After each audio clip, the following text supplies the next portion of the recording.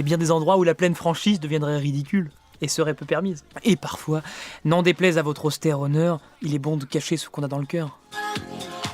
Par exemple, on a beau l'accuser d'une raison puissante, une coupable riche et bientôt innocente. Vous savez mieux que moi, malgré tous nos efforts, que l'argent est la clé de tous les grands ressorts.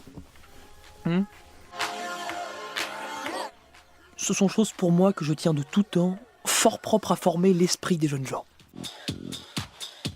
Il n'a jamais eu l'imagination bien vive, ni ce feu d'esprit qu'on remarque dans quelques-uns, mais je me suis rendu à la raison et j'ai considéré que dans le fond, il n'a pas tant de tort qu'on pourrait croire.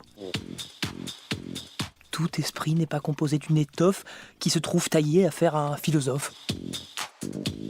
Monsieur, on peut, je crois, louer et blâmer tout, et chacun a raison selon l'âge et le goût. Mon Dieu, des mœurs du temps, mettons-nous moins en peine, et faisons un peu grâce à la nature humaine. Vraiment? Il est bon à mettre au cabinet. C'est un parleur étrange, et qui trouve toujours l'art de ne vous rien dire avec de grands discours. Il a reçu du ciel certaines bontés d'âme qui le soumet d'abord à ce que veut sa femme. C'est elle qui gouverne, et d'un ton absolu. Elle dicte pour loi ce qu'elle a résolu.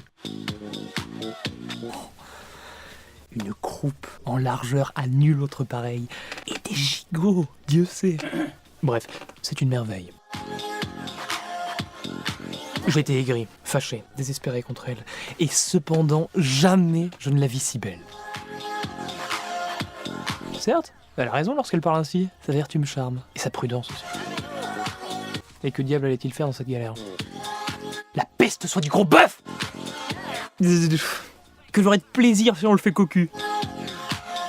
L'hypocrisie, l'hypocrisie, l'hypocrisie. L'hypocrisie est un vice à la mode, et tous les vices à la mode passent pour vertu.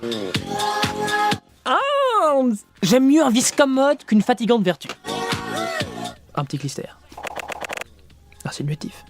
Molière à la plage, Molière au café, Molière en vacances, Molière à la campagne.